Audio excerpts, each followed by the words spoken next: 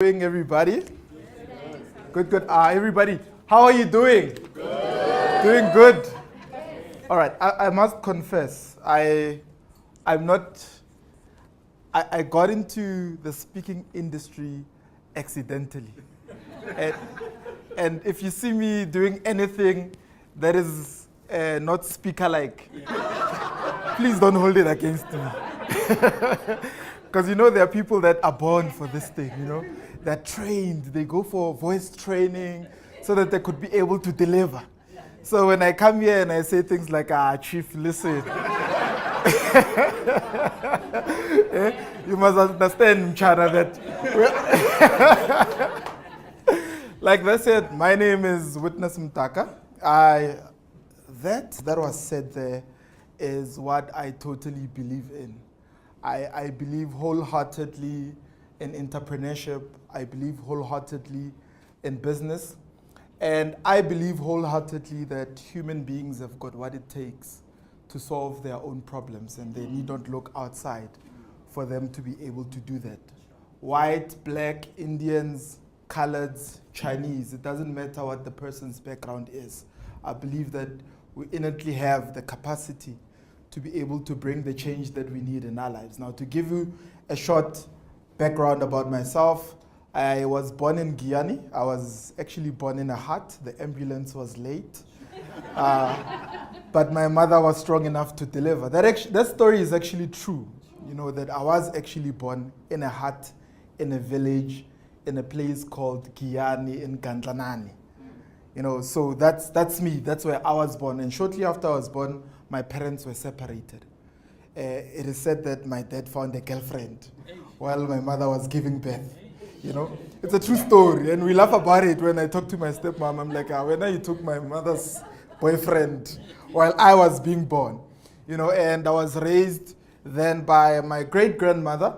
So most of the values that I picked up from age 0 to about 12 were given to me by an 80-plus-year-old woman that focused on literally raising me at the time. Interesting background, I was then also raised by my grandmother, who was an entrepreneur, who had a mindset of an entrepreneur. So I say this in my book, that my grandmother worked for the city of Johannesburg as a cleaner, at the time earning between 1,500 and 2,000 rands. But she also had a shebeen at home, and she was making over 15,000 rands a month at the time from the shebeen. She was making more than my mother, who was a professional nurse. Can you believe it? And long story short, in the year 2008, I discovered that my mother overpaid a house by 150,000 rands. Now, all these stories sound amazing, right? And then she built back rooms at home and said to me, if you want to go to university, you must look after these back rooms. And that's how I was introduced into the property market in Tembisa.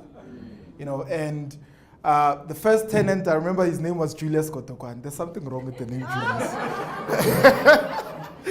So Julius walks in and says, and wants to give my mother the money. The rent was 800 rands at the time. There was no electricity in the back rooms, and my mother said to Julius, if you want to occupy this room, you must give the money to my eldest son, at the time. I was eldest because we lost my sister and we lost my elder brother to gang violence in Tembisa. He was killed, right? And my mother says to him, give the money to my son.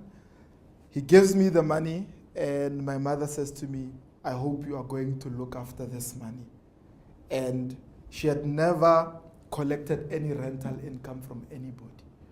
I remember at the time, we used to knock to collect rent. There were no systems like we have now, where money must be deposited in the bank account. You must knock, and I remember Bra Peter, he was the eldest of my tenants, and he had just retired. I don't know if he was retired or he was fired, but he told me that he had retired, and he was waiting for the chelete tsa high. He was waiting for his money. So every time I had to go collect rent, there was a story.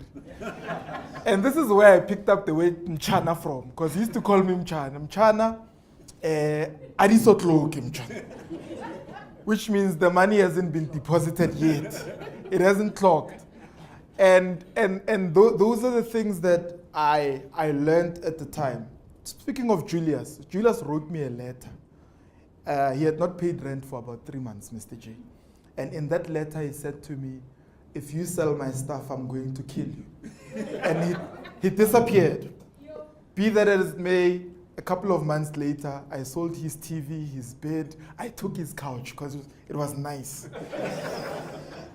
And those are the things that one had to experience in the early stages of learning how to manage a property business. And my mother, when she built that business, when she built the back rooms,